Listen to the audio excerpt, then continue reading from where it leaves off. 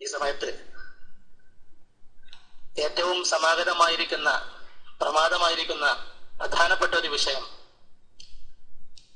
അഷ്റഫുൽ ഖൽഖ് മുഹമ്മദ് മുസ്തഫ സല്ലല്ലാഹു അലൈഹി വസല്ലമ തങ്ങളുടെ പേരിൽ ഒരു വ്യാജമുടി കൊണ്ടുവന്നുകൊണ്ട് അത് റസൂലുള്ളാഹി സ്വല്ലല്ലാഹു അലൈഹി വസല്ലമ തങ്ങളുടേതാണെന്ന് പ്രചരിപ്പിച്ചുകൊണ്ട് ഒരു വിഭാഗം നടത്തുന്ന വ്യാജമായ പ്രചരണം, അതിനെതിരെ സന്ധിയില്ലാ സമരം പ്രഖ്യാപിച്ചുകൊണ്ട് കേരള ഇസ്ലാമിക് ക്ലാസ് റൂം അടക്കം സമസ്ത കേരള സുന്നി സ്റ്റുഡൻസ് ഫെഡറേഷൻ അതുപോലെ സമസ്തയുടെ എല്ലാ പോഷക ഘടകങ്ങളും അതിനെതിരെ രംഗത്ത് വരികയും അവരിപ്പോൾ മാളത്തിലൊടുക്കുകയും ചെയ്ത ഒരു അവസ്ഥയിലാണ്. ഇത്തരുണത്തിൽ ബഹുമാനപ്പെട്ട ഓമാനൂർ മുഹമ്മദ് സാഹിബിന് ഒരുപാട് പറയാനുണ്ട്. അദ്ദേഹവുമായി നമ്മൾ അദ്ദേഹത്തിന്റെ വാക്കുകൾ ശ്രവിക്കാൻ വേണ്ടി കാത്തിരിക്കുകയാണ്. എല്ലാവർക്കും കേരള ഇസ്ലാമിക് ക്ലാസ് റൂമിലേക്ക് ഹൃദ്യമായ സ്വാഗതം. അദ്ദേഹം ക്ലാസ് റൂമിൽ എത്തിയിട്ടുണ്ട്.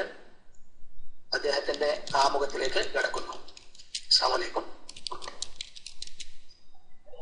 അസ്സലാമു അലൈക്കും വറഹ്മത്തുള്ളാഹി വബറകാതുഹു. സമസ്ത കേരള ജമിയത്തുൽ ഉലമയുടെയും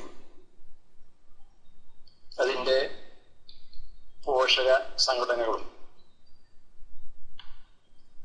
ഉൾക്കൊള്ളുന്ന സമസ്തയുടെ വിവിധ രംഗത്തുള്ള പ്രവർത്തകർക്ക് എന്റെ എല്ലാവിധ സ്നേഹാഭിമാനങ്ങളും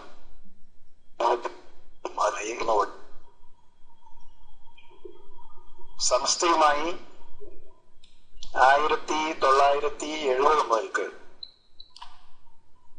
എനിക്ക് ബന്ധപ്പെടാൻ സാധിച്ചിട്ടുണ്ട്.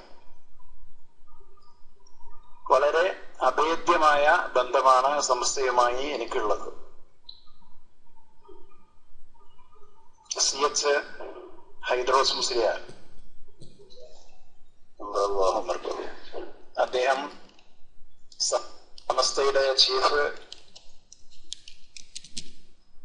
ഓർഗനൈസറായി സ്ഥാനമേറ്റതിന് ശേഷം ഞാൻ തിരൂരങ്ങാടി BSMO കോളേജില് ജോലി ചെയ്യുന്ന അവസരത്തിൽ 1970 മുതൽക്ക് തന്നെ അദ്ദേഹം എന്നെ സമസ്തയുടെ വിവിധ പരിപാടികളിൽ പങ്കെടുപ്പിക്കുകയുണ്ടായി. ബഹുമാനപ്പെട്ട ബഹാവുദ്ദീൻ നദ്വി സാഹിബ്, അദ്ദേഹമാണ് ആദ്യകാലങ്ങളിലൊക്കെ തന്നെ സമസ്തയുടെ വിവിധ സ്റ്റേജുകളിൽ എന്നെ ബന്ധപ്പെടുത്തിയിരുന്നു. അങ്ങനെ സമസ്തയുമായുള്ള ഊഷ്മളമായ ബന്ധം നിരന്തരം തുടരുകയുണ്ടായി. ബഹുമാനപ്പെട്ട മുഹമ്മദ് അലി ശിഹാബ് തങ്ങൾ അവർ സമസ്ത സുന്നി യുവജന സംഘത്തിന്റെ മലപ്പുറം ജില്ലാ പ്രസിഡന്റായിരുന്ന അവസരത്തിൽ അതിന്റെ ജനറൽ സെക്രട്ടറിയായി പ്രവർത്തിക്കാനുള്ള അവസരം എനിക്ക് കൈവരികയുണ്ടായി. ഈ 70കളിൽ മുന്നോട്ട് നീങ്ങിയ ഈ ബന്ധം 80കളിലും ഏതാണ്ട് അവസാനം വരെ തുടരുകയും പിന്നീട് സുപ്രീം കോടതി ചീഫ് ജസ്റ്റിസ് ചന്ദ്രചൂഡിന്റെ ഒരു വിധി വരികയുണ്ടായി. വിവാഹമുക്തയായ സ്ത്രീക്ക് മുൻ ഭർത്താവ് പുനർവിവാഹം വരെയോ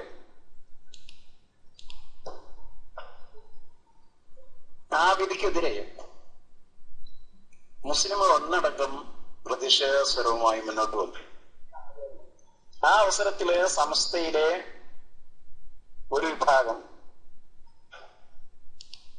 സുന്നികളായിട്ടുള്ളവരെ മറ്റു വിഭാഗങ്ങളുമായി ബന്ധപ്പെട്ടുകൊണ്ട് ഈ സമരമുഖത്ത് തുടരാൻ പാടില്ലെന്നും അവരെ വേർപെട്ടുകൊണ്ട് തന്നെ വാർഡിലെ സഭയിൽ നിന്ന് ഒത്തുപോരുകയുണ്ട്. അബുൽ ഹസൻ അലി നദ്വിയുമായി പങ്കിട്ടു എന്നുള്ളതായിരുന്നു അവരുടെ പ്രധാന ആക്ഷേപം. അങ്ങനെ എല്ലാ രംഗത്തും തന്നെ സുന്നികള് മുസ്ലിം സമുദായത്തിലെ മറ്റു വിഭാഗങ്ങളുമായി ഒരു തരത്തിലുള്ള ബന്ധവും പാടില്ല എന്ന് വാദിച്ചിരുന്നവര് പിൽക്കാലത്ത് നമ്മൾ കാണുന്ന കാഴ്ച ആ വാദത്തിൽ നിന്നും അവരെ വളരെയേറെ പുറകോട്ട് പോയതാണ്. തെരഞ്ഞെടുപ്പുകളില് മുജാഹിദ് വിഭാഗം സ്ഥാനാർത്ഥികളാകുകയാണെങ്കിൽ അവരെ വോട്ട് ചെയ്ത് വിജയിപ്പിക്കാൻ പാടില്ല, അവരെ തോൽപ്പിക്കണം എന്നൊക്കെ പറഞ്ഞ്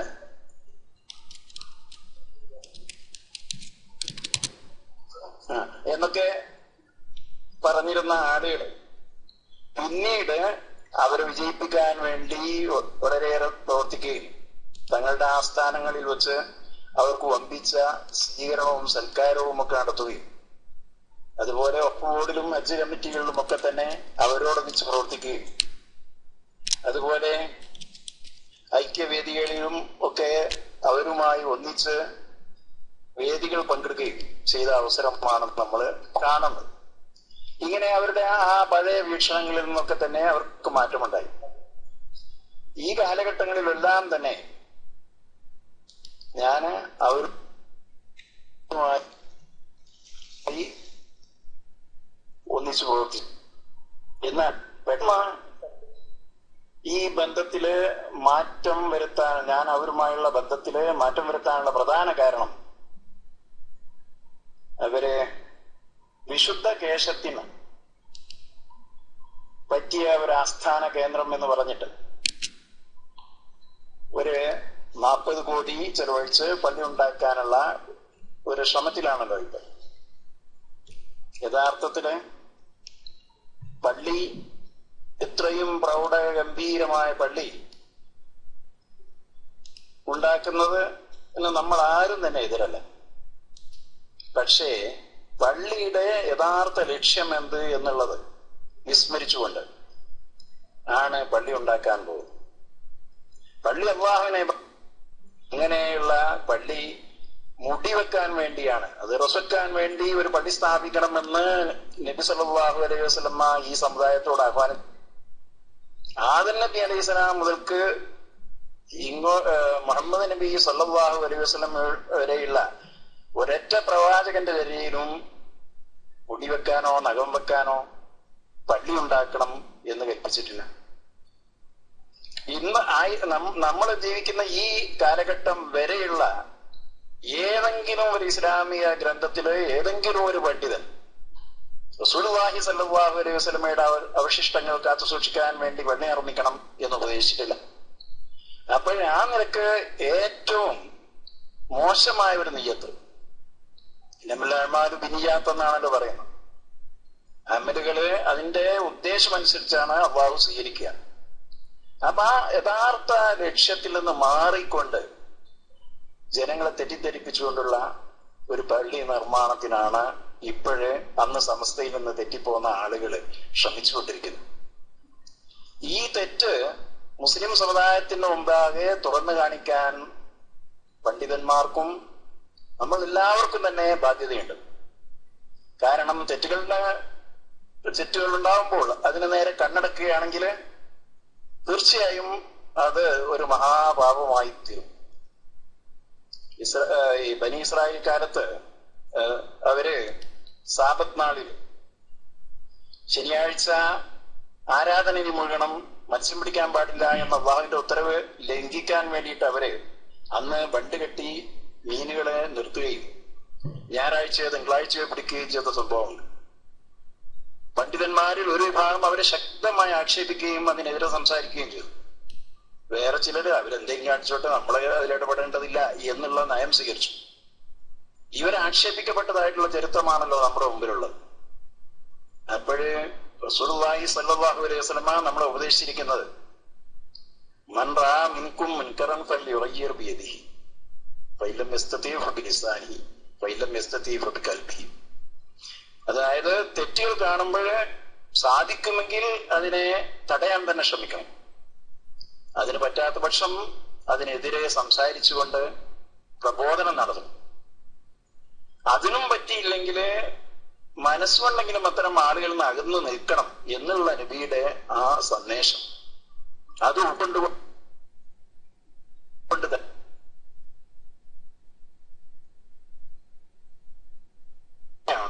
ഇപ്പോഴേ സാഹചര്യം വേഷമാണോ എന്നറിയാൻ ഒരൊറ്റ ഏർപ്പാട് മതി. അതൊന്ന് തീ കാണിച്ചാൽ നമ്മുടെ സുന്നികൾ വിശ്വസിക്കുന്നത് റസൂലുള്ളാഹി സ്വല്ലല്ലാഹു അലൈഹി വസല്ലം നോക്കിയാൽ തന്നെ ഉടനെ കാര്യം വ്യക്തമാവുമല്ലോ. അതിന് തർക്കി വാദപ്രതിവാദങ്ങൾ നടത്താനും അതിന്റെ ഒറിജിനാലിറ്റിയും മറ്റുമൊക്കെ തന്നെ തിരയാനും ഒന്നും ഇടവരുത്തേണ്ടതില്ലല്ലോ. അത് ഒന്ന് ടെസ്റ്റ് ചെയ്യാൻ ഒന്ന് കാര്യപ്പെട്ട 4-5 ആളുകളുടെ മുമ്പാകെ വെച്ചിട്ട് പണ്ഡിതന്മാരുടെയോ അല്ലെങ്കിൽ ഉന്നത ശ്രേണിയിലുള്ള ആളുകളുടെയോ മുമ്പിൽ വെച്ചിട്ട് ആ മുടിയൊന്ന് കത്തിച്ചു നോക്ക്. അപ്പോഴേ അതിന്റെ കഥ അതോടുകൂടി കഴിയുമെന്ന് ഭയമുള്ളത് കൊണ്ടാണല്ലോ അതിന് തയ്യാറാവാത്തത്. അപ്പൊ ഇതിനെതിരെ നമ്മള് ശക്തമായി തന്നെ പ്രതികരിക്കണം. കാരണം സമൂഹത്തോട് നമ്മൾ പറയാം, പിന്നീട് എന്നും പറഞ്ഞുകൊണ്ടിരിക്കാന്നല്ല, നമ്മുടെ കർത്തവ്യം നമ്മൾ നിർവഹിക്കുക.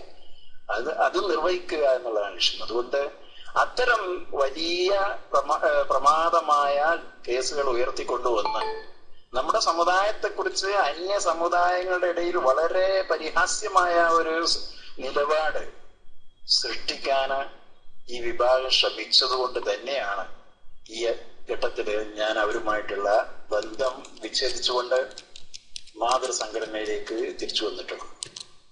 മാതൃസംഘടന ഇവരാര് തിരിച്ചു വന്നാലും ഉൾക്കൊള്ളാൻ തയ്യാറാണെന്നാണ് ഞാൻ മനസ്സിലാക്കുന്നത്. അതായത് തെറ്റ് തിരുത്തുക, തെറ്റ് സമ്മതിക്കുക, തെറ്റ് തിരുത്തുക. അങ്ങനെ തെറ്റ് തിരുത്തി മുന്നോട്ട് വന്നു കഴിഞ്ഞാൽ ഓരോ വ്യക്തിക്കും തന്നെ അവർ ഇപ്പൊ ഏത് സ്ഥാനത്തിരിക്കുന്നു അവരുടെയൊക്കെ തന്നെ ആ മഹത്വവും ഒക്കെ അംഗീകരിച്ചുകൊണ്ട്, അവരുടെ സ്ഥാന മഹിമകളൊക്കെ തന്നെ അംഗീകരിച്ചുകൊണ്ട് അവർക്ക് നല്ല സ്ഥാനം നൽകി നമ്മളൊക്കെ തന്നെ ഒരു സമുദായ മഹത്തായ ഒരു ഇസ്ലാമിക സമുദായത്തിൽ സംഘടനയിലെ അംഗങ്ങളായി തീരാൻ എപ്പോഴും തന്നെ സമസ്ത കേരള ജമിയത്തുൽ ഉലമ തയ്യാറാണെന്നാണ് അവർ വ്യക്തമാക്കിയിരിക്കുന്നത്. അതുകൊണ്ട് ഈ സമസ്തയിൽ നിന്ന് വേറിട്ട് പോകുന്നവരും അവരന്ന് പറഞ്ഞ യാതൊരു ലക്ഷ്യവും തന്നെ ഇന്ന് അവരുടെ വശം ഇല്ലാത്തതുകൊണ്ട് കഴിയുന്നതും വേഗം അവരുടെ സംഘടനയിൽ നിന്ന് ഞങ്ങളുടെ അടുത്ത് അബദ്ധം പറ്റിയെന്ന് സമ്മതിച്ചുകൊണ്ട് നമ്മുടെ മാതൃസംഘടനയായ സമസ്ത കേരള ജമിയത്തുൽ ഉലമാക്ക് വേണ്ടിയിട്ട് അവർ പ്രവർത്തിക്കണമെന്ന് ഉള്ള സന്ദേശം മാത്രമാണ് ഈ അവസരത്തിൽ ഞാൻ നൽകാൻ. അതിലെ എന്റെ പഴയകാല സുഹൃത്തുക്കളോട് അവരോടൊക്കെ തന്നെ വളരെ സ്നേഹമുണ്ട്. അതുകൊണ്ടാണ് ഞാൻ ആരുടെയും പേര് ഇവിടെ പരാമർശിക്കാൻ ഉദ്ദേശിക്കാതിരുന്നു.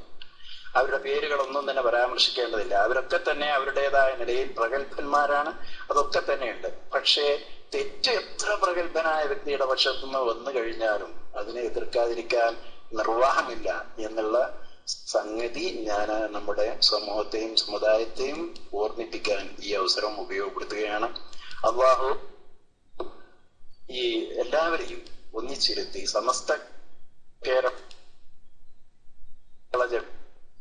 എന്ന നാമസ്ഥ വരക് മുല്ലത്തങ്ങൾ, സയ്യിദ് അബ്ദുറഹ്മാൻ ബാഫക്കി തങ്ങൾ, മർഹൂം PMSA പൂക്കോയ തങ്ങൾ, EK അബൂക്കർ മുസ്ലിയാർ പോലെയുള്ള മഹാപണ്ഡിതന്മാർ നേതൃത്വം നൽകിയ ആ സംഘടന ഇന്ന് ചെറുശ്ശേരി സൈനുദ്ദീൻ മുസ്ലിയാരും കാളമ്പാടി മുഹമ്മദ് മുസ്ലിയാരും നയിച്ചുകൊണ്ടിരിക്കുകയാണ്. ആ സംഘടനയിലേക്ക് എല്ലാവരും തിരിച്ചു വരണമെന്ന് വിനീതമായി അഭ്യർത്ഥിച്ചുകൊണ്ട് ഞാൻ ഈ കൊച്ചു വാക്കുകൾ അവസാനിപ്പിക്കുകയാണ്. ഈ സംഘടന രംഗത്ത് പ്രവർത്തനം ഏത് വർഷം മുതൽ? 1970 മുതൽ. അതായത് പൊതുവേദിയിലുള്ള പ്രഭാഷണങ്ങൾ, അതിന്റെ മുമ്പ് തന്നെ ഞാൻ വിദ്യാർത്ഥിയായിരിക്കുന്ന അവസരത്തിൽ തന്നെ സുന്നി ടൈംസിലൊക്കെ തന്നെ ലേഖനം എഴുതിയും എന്റെ നാടില് ചില പ്രഭാഷണങ്ങളിൽ ഏർപ്പെട്ടുമൊക്കെ തുടങ്ങിയിട്ടുണ്ട്. പക്ഷേ എന്റെ ജന്മദേശമായ ഒമാനൂർ വിട്ട് മറ്റു പലയിടങ്ങളിലും സുന്നത്ത് ജമാഅത്തിന് വേണ്ടിയുള്ള പ്രവർത്തനങ്ങളിൽ വ്യാപൃതനാകുന്നത് 1970 മുതൽക്കാണ്. അടുത്ത് ഇടപഴകാൻ കഴിഞ്ഞ പണ്ഡിതന്മാര് ഉസ്താദുമാര് അടുത്ത് ഇടപഴകാൻ ഇടവന്നിട്ടുള്ള ശംസുൽ ഉലമ EK അബൂക്കർ മുസ്ലിയാർ, CH സൈദറോസ് മുസ്ലിയാർ, എനിക്ക് ഏറ്റവും വലിയ പ്രചോദനമായി പ്രവർത്തിച്ച 2 മഹൽ വ്യക്തിത്വങ്ങളുണ്ട്. MM ബഷീർ മുസ്ലിയാർ, അതുപോലെ തന്നെ KT മാൻ മുസ്ലിയാർ. നിരന്തരമായിട്ട് അദ്ദേഹത്തോട് ഒന്നിച്ച് ഒരു പക്ഷേ 100-ലധികം വേദികൾ. അതുപോലെ തന്നെ ബഹുമാനപ്പെട്ട പാണക്കാട് VMSA പൂക്കോയ തങ്ങള് അദ്ദേഹത്തിന്റെ അധ്യക്ഷതയിൽ ചേർന്ന ഏറനാട് താലൂക്ക് സമസ്ത മഹാസമ്മേളനം ഉദ്ഘാടനം ചെയ്യാൻ എനിക്ക് അവസരം ലഭിച്ചിട്ടുണ്ട്. അദ്ദേഹമാണ് ആ അവസരം എനിക്ക് തന്നത്. അതുപോലെ ശിഹാബ് തങ്ങള് അദ്ദേഹത്തോടൊന്നിച്ച് കേരളത്തിലുടനീളം സിദ്ധാപുരം പോലെയുള്ള സ്ഥലങ്ങൾ വരെ സമസ്തയുടെ പ്രവർത്തനവുമായി ബന്ധപ്പെട്ടു പോകാൻ കഴിഞ്ഞിട്ടുണ്ട്. വിധൈകളുടെ വളർച്ചയെ നേരത്തെ പറഞ്ഞ പണ്ഡിതന്മാര് എത്രത്തോളം അവർക്ക് അതിനെ തടയാൻ സാധിച്ചിട്ടുണ്ടെന്നാണ് സാറിന്റെ വിശ്വാസം? സമസ്ത യഥാർത്ഥത്തില് 1925 24 ആലുവായിൽ വെച്ച് ഒരു സമ്മേളനം നടത്തുകയുണ്ടായി, ഈ ഐക്യസംഘം എന്ന് പറയുന്നത്. ആ സമ്മേളനം കഴിഞ്ഞ് 1925 കോഴിക്കോട് വെച്ച് അവർ മറ്റൊരു സമ്മേളനം നടത്തി. അവരുടെ 2ാമത്തെ സമ്മേളനമാണെന്ന് എനിക്കത് തോന്നുന്നു. ആ സമ്മേളനത്തിൽ വെച്ച് അവർ കേരള ജമിയത്തുൽ ഉലമ എന്ന് പറയുന്ന ഒരു 1924 അവർ കേരള ജമിയത്തുൽ ഉലമ ഉണ്ടാക്കുന്നത്. ആ കേരള ജമിയത്തുൽ ഉലമ സുന്നിമാരും അംഗങ്ങളായിരുന്നു ആദ്യകാലത്ത്. 1925 കോഴിക്കോട് വെച്ച് ചേർന്ന അവരുടെ 2ാമത്തെ സമ്മേളനത്തിൽ, ഈ ഐക്യസംഘത്തിന്റെ 2ാമത്തെ സമ്മേളനത്തില് കേരള ജമിയത്തുൽ ഉലമയുടെ ചില നയങ്ങൾ അവർ പ്രഖ്യാപിക്കുകയുണ്ടായി. അന്ന് വരെ കേരള മുസ്ലിം സമുദായം അംഗീകരിച്ച് പ്രവർത്തിച്ചു വന്നിരുന്ന തറാവിഹ് നമസ്കാരം അത് 20 റക്അത്ത് എന്നുള്ള 8 ആണെന്ന് പ്രഖ്യാപിച്ചു. അതുപോലെ തന്നെ മയ്യത്ത് കൊണ്ടുപോകുമ്പോൾ തഹ്ലീൽ ഉറക്കെ ചെല്ലാൻ പാടില്ലെന്ന് പറഞ്ഞു. അതുപോലെ നമസ്കാരത്തിന് ശേഷം കൂട്ടുപ്രാർത്ഥന പാടില്ല എന്നൊക്കെ അവർ പ്രഖ്യാപിച്ചപ്പോഴാണ് ബഹുമാനപ്പെട്ട പാങ്ങിൽ അഹമ്മദ് കുട്ടി മുസ്ലിയാർ, അതുപോലെ തന്നെ അബ്ദുൽ ബാരി മുസ്ലിയാർ, ഇവരെല്ലാം ഈ പോക്ക്, ഇവരുടെ ഈ സംഘടനയെ നമുക്ക് എതിർക്കേണ്ടതുണ്ട് എന്ന് ബഹുമാനപ്പെട്ട വരക്കൽ മുല്ലക്കോയ തങ്ങൾ, അദ്ദേഹം കേരളത്തിലെ പാണക്കാട് കുടുംബത്തെ പോലെ തന്നെയുള്ള ഒരു കുടുംബത്തിലെ അംഗമാണ്. അദ്ദേഹത്തിന് വമ്പിച്ച സ്വീകാര്യമാണ് അന്നത്തെ സർക്കാർ വരെ നടത്തിയിരുന്നത്. ഇദ്ദേഹത്തിന് വരക്കൽ മുല്ലക്കോയ തങ്ങൾക്ക് വിശ്രമിക്കാൻ വേണ്ടിയിട്ട് തണൽ മരങ്ങൾ വരെ പോകുമ്പം വിശ്രമിക്കാൻ വേണ്ടിയിട്ട് തണൽ മരങ്ങൾ വരെ ബ്രിട്ടീഷുകാർ വെച്ച് പിടിപ്പിച്ചിരുന്നു എന്നൊക്കെ പറഞ്ഞ് കേട്ടിട്ടുണ്ട്. അങ്ങനെയുള്ള വരക്കൽ മുല്ലക്കോയ തങ്ങളെ ചെന്ന് കണ്ട് പാങ്ങിലാമൂട്ടിസുകാര് ഈ പ്രവണതക്ക് എതിരെ നമ്മൾ സംഘടിക്കണമെന്ന് പറഞ്ഞ് അതിന്റെ അടിസ്ഥാനത്തിലാണ് 1926 ജൂൺ 26 സമസ്ത കേരള ജമിയത്തുൽ ഉലമ ഉണ്ടാകുന്നതും അതിന്റെ അധ്യക്ഷനായിട്ട് വരക്കൽ മുല്ലക്കോയ തങ്ങൾ അവരോധിക്കപ്പെടുന്നു. അതിനുശേഷം കേരളത്തിൽ ഏതെങ്കിലും പുതിയ മതപരിഷ്കരണ സംരംഭങ്ങൾ, അതിന്റെ യഥാർത്ഥ അംശങ്ങൾ ഉൾക്കൊള്ളാതെയുള്ള പരിഷ്കരണ സംരംഭങ്ങൾ എവിടെ ഉണ്ടോ അതിനെ അതിശക്തമായി നേരിടാൻ സമസ്ത കേരള ജമിയത്തുൽ ഉലമക്ക് സാധിച്ചിട്ടുണ്ട്. ബഹുമാനപ്പെട്ട ശംസുൽ ഉലമയുടെ പ്രഭാഷണമൊക്കെ തന്നെ ഇവരുടെ അടിവേരറുത്ത് കളയുന്ന രീതിയിലായിരുന്നു. അദ്ദേഹം കേരളത്തിന്റെ വിവിധ ഭാഗങ്ങൾ സഞ്ചരിച്ചുകൊണ്ട് ഈ പുതിയ പ്രവണതയെ അറുത്തു മാറ്റാൻ അതിശക്തമായിട്ട് പ്രവർത്തിച്ച ആളുകളാണ്. അതുപോലെ തന്നെ വാണിയമ്പല ഭദ്രമ്മ മുസ്ലിയാർ, കോട്ടുമല അബൂബക്കർ മുസ്ലിയാർ, ഇതുപോലെയുള്ള മഹാത്മാക്കളൊക്കെ തന്നെ അങ്ങേയറ്റം ഈ ഇത്തരം പുതിയ പ്രവണതകളെ മുളയിലെ നുള്ളിക്കളയാൻ വേണ്ടി ശ്രമിക്കുകയും അതുകൊണ്ട് തന്നെ ഇത്തരം വിധി പ്രസ്ഥാനങ്ങള് കേരളത്തില് വളരാൻ ഒരിടവും തന്നെ കിട്ടിയില്ല. അവരൊക്കെ ആ തുടങ്ങിയിടത്ത് തന്നെ നിൽക്കുന്നു. കുറച്ച് ഭൗതിക പുരോഗതികളൊക്കെ ഉണ്ടായിട്ടുണ്ട്, ചില സ്ഥാപനങ്ങളൊക്കെ ഉണ്ടായിട്ടുണ്ട്. കാലത്തിന്റെ പുരോഗതി എന്നതേ അതിന് പറയാനുള്ളൂ. അവരൊന്നും തന്നെ വല്ലാതെ ഒന്നും മുമ്പോട്ട് പോയിട്ടില്ല. അതിന് കാരണം സമസ്ത കേരള ജമിയത്തുൽ ഉലമയാണ്. സംസ്ഥയുമായി ഇപ്പൊ പ്രത്യേകിച്ച് ഈ അടുക്കുന്നതിനുള്ള കാരണം നേരത്തെ എനിക്ക് അടുപ്പം തന്നെ ഉണ്ടായിരുന്നു. ഞാന്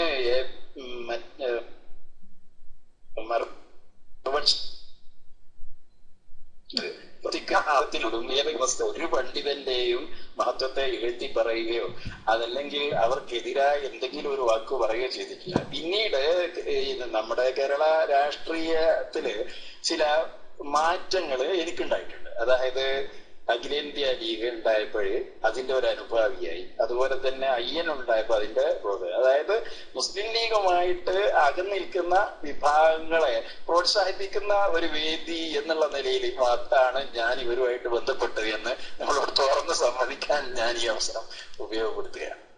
യഥാർത്ഥത്തില് മുസ്ലിം ലീഗുമായിട്ട് എന്നും ഇവര് മുസ്ലിം തന്നെയാണ്.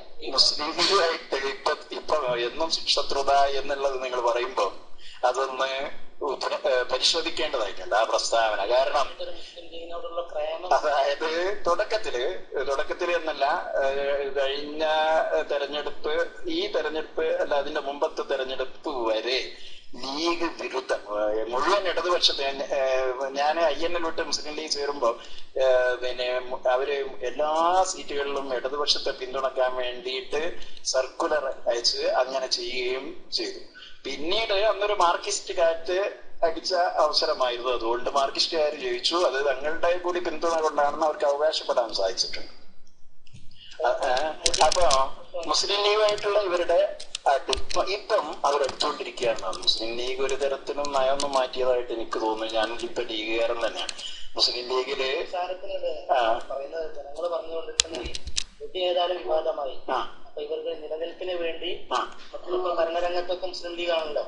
അപ്പൊ അവരുടെ എങ്ങനെയെങ്കിലുമൊക്കെ സോപ്പിട്ട് അവരുടെ കാര്യങ്ങൾ സാധിക്കുക എന്നുള്ളതാണ് ഉദ്ദേശം എന്ന് പറയുന്നത്. അതിനെ കുറിച്ച് താങ്കൾക്ക് എന്താണ് പറയുന്നത്? ഇപ്പൊ ഭരിക്കുന്ന കക്ഷിയോട് അടുത്ത് നിന്ന് ഒരു പ്രായോഗിക വീക്ഷണം, അത് ഒരു പ്രായോഗിക വീക്ഷണം, ആ പ്രായോഗിക വീക്ഷണം അവർക്ക് ശരിക്കുണ്ട്.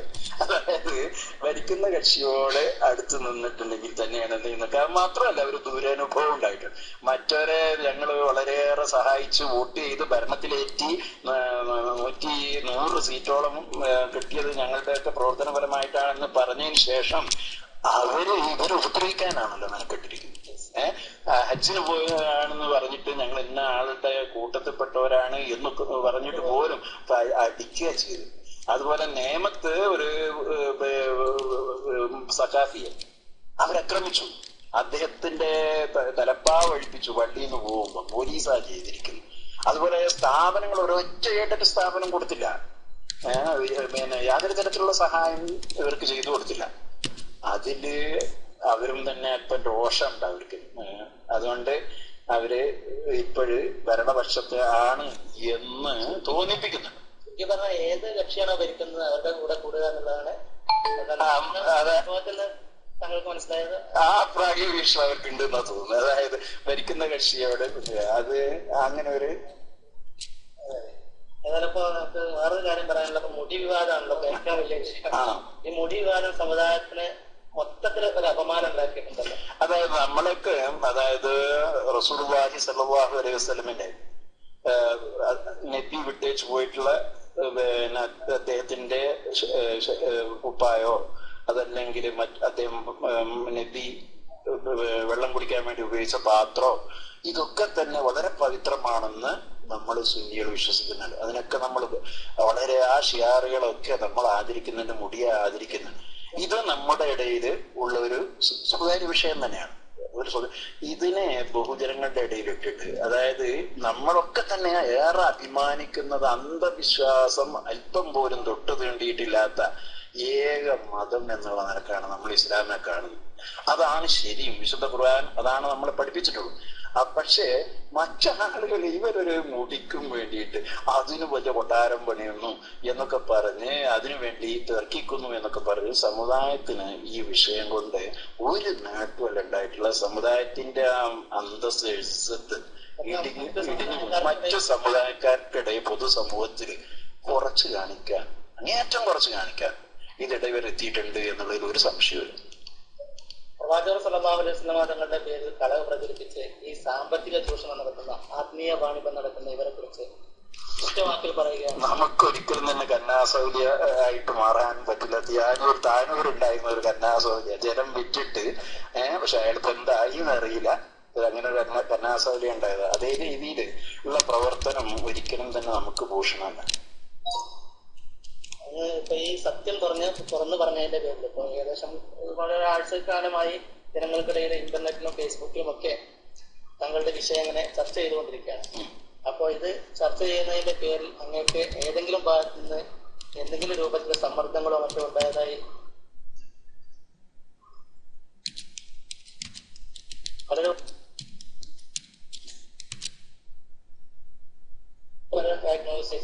സ്വാധീനമെങ്കിലും എന്നും മറ്റും പറയുന്നു. അതിന്റെ അടിസ്ഥാനം എന്തായിരുന്നു? എത്രത്തോളം സ്വാധീനങ്ങൾ ഉണ്ടായിട്ടുണ്ടെന്നുള്ളൊന്ന് വിശദീകരിച്ചുകൊണ്ടായിരുന്നു. ഞാൻ മുമ്പ് സഹകരിച്ച് പ്രവർത്തിച്ചിരുന്ന അഖിലേന്ത്യാ സുന്നി ജമിയത്തുൽ ഉലമ എന്ന് പറയുന്ന ആ സംഘം എനിക്ക് മനസ്സിലായിട്ടുണ്ട്. അവർ സ്നേഹപൂർവം എന്നെ വീണ്ടും തന്നെ അങ്ങോട്ട് ക്ഷണിക്കുന്നുണ്ട്. ഭീഷണിയുടെ യാതൊരു സ്വരത്തിലും അവരാരും സംസാരിച്ചിട്ടില്ല. അവര് വളരെയേറെ വിഷമത്തിന്റെ ഭാഷയിൽ, ദുഃഖത്തിന്റെ ഭാഷയിൽ അവര് ഒരു സൗഹൃദ ബന്ധത്തോടു കൂടിയിട്ട് മാത്രമാണ് എന്നോട് സംസാരിച്ചിട്ടുള്ളത്. അതുകൊണ്ട് തന്നെ എനിക്ക് അവരെ തെറ്റ് മനസ്സിലാക്കി ഇങ്ങോട്ട് മാതൃസംഘടനയിലേക്ക് വന്നേക്കാമോ എന്ന് വരെ എനിക്ക് അതുകൊണ്ട് ഒരു ശുഭാപ്തി വിശ്വാസം. തിരിച്ചു വരട്ടെ എന്ന് ആശംസിക്കുകയാണ്. പതിറ്റാണ്ടുകൾ പാരമ്പര്യമുള്ള ഈ പ്രവർത്തന രംഗത്ത് ഞങ്ങൾ ഒരുപാട് ഗ്രന്ഥങ്ങൾ എഴുതിയിട്ടുണ്ട്, ഒരുപാട് പ്രവർത്തനങ്ങൾ സുന്നി സംഘടനയ്ക്ക് വേണ്ടി സമസ്തയ്ക്ക് വേണ്ടി ഒരുപാട് സേവനങ്ങൾ ചെയ്തിട്ടുണ്ട്. ഈ അനുഭവ സമ്പത്തൊക്കെ വെച്ചുകൊണ്ട് ഞങ്ങൾക്ക് ഞങ്ങളുടെ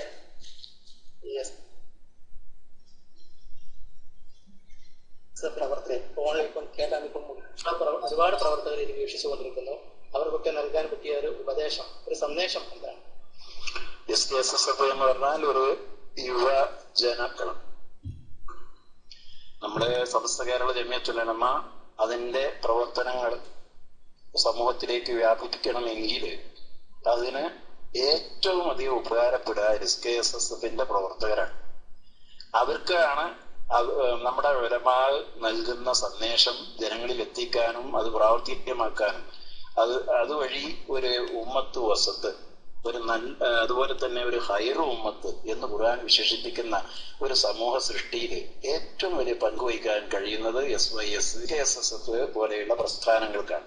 അതുകൊണ്ട് ഇസ്ലാമിന്റെ ഈ ആധുനിക യുഗത്തില് ഇസ്ലാമിന്റെ മഹത്വം ജനങ്ങളെ മനസ്സിലാക്കിച്ചു കൊടുക്കുന്നതിൽ SKSSFന് വമ്പിച്ച പങ്കാണ് നിർവഹിക്കാനുള്ളത്.